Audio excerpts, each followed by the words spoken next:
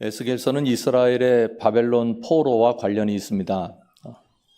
주전 597년 바벨론의 느부갓네살 왕이 이스라엘을 침략해서 왕과 왕비 그리고 왕의 모친을 포로로 잡아가면서 백성들 일부를 포로로 잡아갔는데 그때 에스겔의 가족도 바벨론으로 이동하게 됩니다. 포로 경로를 한번 지도를 통해서 보십시오. 이렇게 긴 경로를 움직였습니다. 얼마나 먼 길입니까? 움직이면서 얼마나 많이 죽었을까요? 얼마나 많은 사람들이 고통과 눈물을 경험했겠습니까? 말로 다 할 수 없는 고통을 받게 될 것입니다. 에스겔은 선지자로 부름을 받은 후 6년 만에 하나님의 놀라운 역사 앞에 섭니다. 왜냐하면 586년에 이스라엘 백성들의 역사가 끝나게 됐는데 그 6년 전에 이스라엘 백성들을 위한 선지자로 부름을 받았습니다. 예루살렘에서 부름받은 게 아닙니다. 느부갓네살이 포로로 잡아가서 그발강가 텔아빕이라고 하는 곳에서 살게 되었는데 거기서 부름을 받고 하나님의 말씀을 백성들에게 전하기 시작했습니다. 그 내용은 두 가지였어요.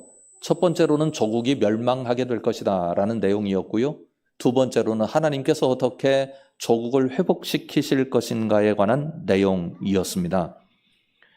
그런데 오늘 주신 말씀을 보면 이 내용을 환상을 통해서 전달하는 것을 알 수 있습니다. 우리가 주목해 볼 것은 1절인데 1절에 하나님의 비전의 전달 방식이 분명하게 드러나 있습니다. 1절 말씀 보십시오. 여호와께서 권능으로 내게 임재하시고 그의 영으로 나를 데리고 가서 골짜기 가운데 두셨는데 거기 뼈가 가득하더라. 이스라엘 백성들에게 미래를 향하여 어떻게 나아가야 하는지를 보여주실 상황 속에서 환상을 보여주시게 되었는데 그 환상을 전체적으로 이끄시는 분을 성경은 하나님의 영이라고 말씀을 합니다. 이스라엘 역사에 역사적 전환점이 있었습니다. 교회 역사도 마찬가지입니다. 그런데 이 역사적 전환점에서 가장 중요한 부분을 우리가 하나 알아야 되는데 그것은 역사의 전환점마다 성령께서 개입하신다는 겁니다. 대표적인 예가 사도행전에 나타나 있는데요. 예수님께서 이렇게 말씀을 하셨어요. 사도행전 1장 8절 말씀입니다. 오직 성령이 너희에게 임하시면 너희가 권능을 받고 예루살렘과 온 유대와 사마리아와 땅끝까지 이르러 내 증인이 되리라 하시니라. 이렇게 말씀하셨는데 이 말씀에서 우리가 발견해야 되는 게 하나님의 역사의 패러다임입니다. 하나의 공식이 여기에 담겨 있는 것을 볼 수 있는데요. 우리가 증인 노릇해야 되는 사람들인데 증인이 되려면 권능을 받아야 합니다. 한번 그림을 보십시오. 권능을 받기 위해서 전제되는 게 하나 있어요. 성령의 임재입니다. 다시 말하면 성령의 임재 없이 우리가 증인 노릇할 수 없습니다. 왜냐하면 우리 안에 재료가 없기 때문입니다. 성령이 임재하셔야 하나님의 권능이라는 재료가 우리 안에 들어오게 되어 있고 그 권능이 구체적으로 나타나서 현실적으로 무언가 역사로 나타날 때 우리는 증인 노릇을 할 수 있습니다. 실제로 사도행전 2장 8절 이하를 보면 그 내용이 이렇게 적혀 있습니다. 우리 각 사람이 난 곳 방언으로 듣게 되는 것이 어찌 됨이냐. 우리는 바데인과 메데인과 하면서 11절 전반절까지 그레데인과 아라비아인들이라 이런 내용을 통해서 그 지역에서 어떻게 모였는지 얼마나 많은 지역에서 사람들이 모여서 이 역사에 참여하게 되었는지를 소개한 다음 그 다음 우리가부터 우리 다 같이 읽어볼까요? 우리가 다 우리의 각 언어로 하나님의 큰 일을 말함을 듣는도다 하고 다 놀라며 당황하여 서로 이르되 이 어찌 된 일이냐 하며 성령 강림의 역사가 일어나게 됐어요. 그래서 하나님의 권능이 그들에게 임하자 그들에게 방언이 터집니다. 그런데 이 방언은 우리가 생각하는 것처럼 못 알아듣는 방언이 아니었습니다. 성령의 역사로 말미암아 소리가 이상한 소리가 나긴 하는데 모두가 알아들었어요. 성경에서 우리에게 주목하도록 만드는 것은 소리를 알아들었다는 그것보다 무슨 소리가 거기에 있었느냐 하는 내용입니다. 무슨 소리가 있었습니까? 하나님의 큰일입니다. 다른 말로 하면 하나님의 구원 역사입니다. 모든 사람들이 성령의 임재로 말미암아 권능을 받아서 방언이 터지게 되었는데 그 방언의 내용은 하나님의 구원의 역사였습니다. 그 뜻을 알게 된 후에 일어난 사건 하나가 베드로가 설교를 시작합니다. 베드로에게 누가 설교를 시킨 적이 없습니다. 그냥 베드로가 일어나서 설교를 시작한 거예요. 그러면서 복음의 증인 노릇을 하기 시작합니다. 똑같은 패러다임이 움직이고 있다는 사실을 알 수 있죠. 성령이 임하시니까 권능이 나타나고 그 권능을 받은 사람들이 예수 그리스도의 복음을 증거하고 세상에 드러내는 증인 노릇을 하고 있습니다. 사랑하는 성함 식구 여러분, 오늘 우리가 주님 앞에 서서 해야 될 일이 무엇입니까? 이런저런 복잡한 내용도 많고요. 이렇게 저렇게 생각해 보면 우리가 해야 할 일이 산더미 같이 많은 것 같습니다. 그러나 우리가 해야 할 일은 단 한 가지입니다. 예수 그리스도의 증인 노릇하는 겁니다. 그러려면 성령이 임재해야 되고요. 우리 재료로는 불가능합니다. 우리에게 하나님의 권능이 재료로 담겨야 하고 그 권능이 움직일 때만 우리가 증인 노릇 제대로 할 수 있습니다. 우리 교회가 47년 이후에 지금까지 잘 해왔습니다만 하나님 앞에서 제대로 증인 노릇 해내는 교회 될 수 있기를 주님의 이름으로 축원합니다. 오늘 주신 말씀은 사실은 사도행전의 일종의 그림자라고 볼 수 있습니다. 똑같은 패턴이 나타나고 있는데요. 2절 이하의 말씀에 하나님께서 그에게 환상을 보여주셨는데 그 내용을 이렇게 기록하고 있습니다. 2절 말씀을 보십시오. 나를 그 뼈 사방으로 지나가게 하시기로 본즉 그 골짜기 지면에 뼈가 심이 많고 아주 말랐더라. 그가 내게 이르시되 인자야 이 뼈들이 능히 살 수 있겠느냐 하시기로 내가 대답하되 주 여호와여 주께서 아시나이다. 에스겔은 굉장히 곤란한 지경에 빠졌어요. 뼈에 대해서 두 가지 정보를 얘기하고 있잖아요. 뼈가 많았다. 골짜기에 뼈가 가득했습니다. 두 번째로는 뼈가 아주 심히 말랐어요. 그 얘기는 무슨 얘기입니까? 생명이 전혀 없다. 끝났다. 그런 의미입니다. 그런데 그런 상황에 에스겔에게 하나님께서 질문하시는 겁니다. 이 뼈들이 능히 살 수 있겠느냐? 여러분이 그 뼈 환상을 보시면 어떻겠어요? 비참할 것입니다. 에스겔 다 알았거든요. 이게 우리 민족의 현재 모습이다. 통곡이 터졌을 것입니다. 그런 상황 속에 에스겔에게 이 뼈들이 능히 살 수 있겠느냐? 하나님 도전하십니다. 그러자 에스겔이 대답을 못해요. 3절 다시 한번 보십시오. 주 여호와여 주께서 아시나이다. 제가 어떻게 알겠습니까? 저는 알지 못합니다. 그러나 주님의 계획이 있으면 주님은 아십니다.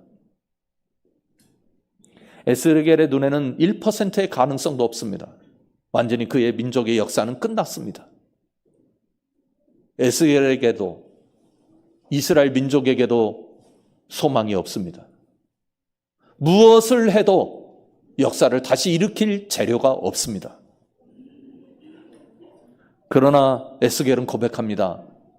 우리에게는 없습니다. 그러나 하나님께는 있습니다. 이것을 받으시는 하나님의 말씀이 다음에 나타나죠. 4절 이하를 보십시오. 또 내게 이르시되 너는 이 모든 뼈에게 대언하여 이르기를 너희 마른 뼈들아 여호와의 말씀을 들을지어다. 주 여호와께서 이 뼈들에게 이같이 말씀하시기를 내가 생기를 너희에게 들어가게 하리니 너희가 살아나리라. 너희 위에 힘줄을 두고 살을 입히고 가죽으로 덮고 너희 속에 생기를 넣으리니 너희가 살아나리라. 또 내가 여호와인 줄 너희가 알리라 하셨다 하라. 에스겔에게도 그의 민족에게도 가능성은 전혀 없었습니다. 그런데요, 여기서 에스겔은 하나님 안에서 가능성을 발견합니다. 하나님이 하시는 일입니다. 그러면 살아납니다. 이 절망적인 상황이 사실은 에스겔에게 믿음의 때였습니다. 생각을 해보십시오. 우리가 어떤 재료가 있어요? 우리에게 돈이 있어요? 우리에게 실력이 있어요? 우리에게 지혜가 있어요? 우리에게 규모가 있어요? 우리에게 이것저것 풍성합니다. 그러면 우리는 그것 가지고 우리 일 할 것입니다. 근데 우리에게 아무것도 없어요. 뭔가를 해야 하는데 할 수 없어요. 그러면 누군가에게 빌려야 되잖아요. 그때 믿음의 사람에게는 누가 보입니까? 하나님이 보입니다. 찾을 수 있는 대상이 하나님밖에 없습니다. 우리 47주년을 맞이하면서 한국 교회의 상황을 보면서 우리가 가져야 할 믿음의 태도를 성경은 보여줍니다. 한국 교회를 스스로 세워갈 힘이 있다고 생각하십니까? 다 얘기합니다. 위기라고요. 다 이야기합니다. 한국 교회 미래가 없다고요. 어쩌면 우리 한국 교회는 에스겔이 본 골짜기에 가득한 뼈 같은 모습인지도 모르겠습니다. 근데 우리는 거기서 하나님을 만납니다. 우리 교회가 47주년을 맞이하면서 우리에게 필요한 부분입니다. 우리에게서 가능성을 찾지 맙시다. 그러면 우리는 하나님을 찾지 않습니다.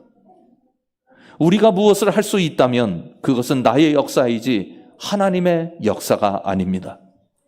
하나님을 찾읍시다. 예수 그리스도를 구합시다. 성령을 구합시다. 찾되 간절히 애끓는 심정으로 찾읍시다.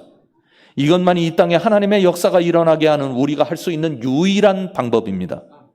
우리 47주년을 맞이하는 성암 공동체가 삼위일체 하나님을 찾고 간절히 찾고 하나님의 역사를 구함으로 말미암아 하나님의 역사를 우리의 미래 속에 담아내는 복을 누릴 수 있게 되기를 주님의 이름으로 축원합니다.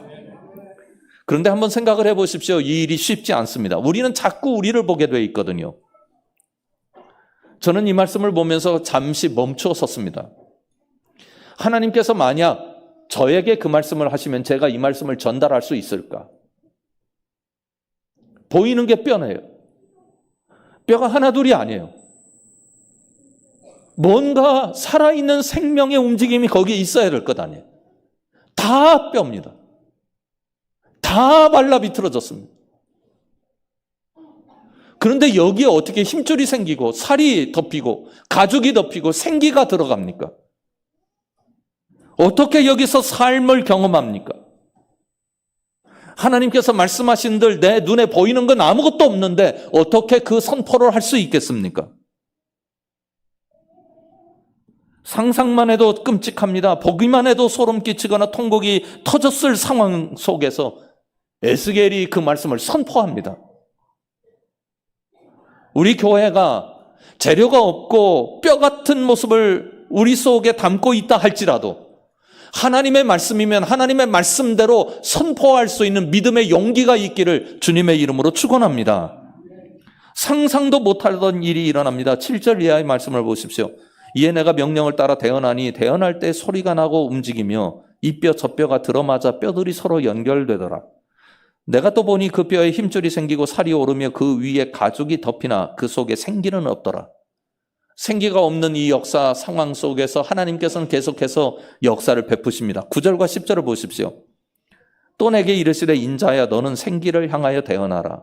생기에게 대언하여 이르기를 주 여호와께서 이같이 말씀하시기를 생기야 사방에서부터 와서 이 죽음을 당한 자에게 불어서 살아나게 하라 하셨다 하라. 이에 내가 그 명령대로 대언하였더니 생기가 그들에게 들어가매 그들이 곧 살아나서 일어나 서는데 극히 큰 군대더라. 여러분, 우리가 힘줄을 만들 수 있나요? 없습니다. 우리가 살을 채울 수 있나요? 없습니다. 우리가 가족을 덮을 수 있습니까? 어림도 없는 일입니다. 우리가 생기를 불어넣을 수 있습니까? 절대 불가능한 일입니다. 에스겔도 할 수 없습니다. 이스라엘 민족도 할 수 없습니다. 누구도 할 수 없습니다. 그런데 우리가 할 수 있는 것 하나가 있습니다. 외치는 것입니다. 에스겔이 아무것도 할 수 없었지만 하나님의 말씀하신 대로 외쳤습니다. 여러분, 우리가 할 수 있는 일이 바로 이것입니다. 외치는 겁니다. 무엇을 외칩니까? 복음을 외칩니다. 소리로 외칩니다. 몸으로 외칩니다. 삶으로 외칩니다.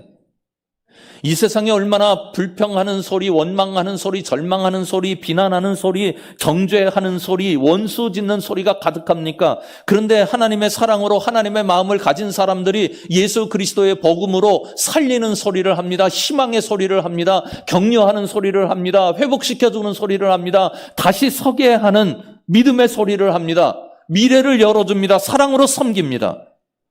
복음의 소리가 우리 입에서 그치지 않는 한, 복음의 소리가 우리 삶에서 계속되는 한, 우리 교회는 미래가 있고 한국 교회는 미래가 있습니다. 우리에게 있는 것이 아니라 하나님의 미래가 우리에게 펼쳐지기 때문입니다.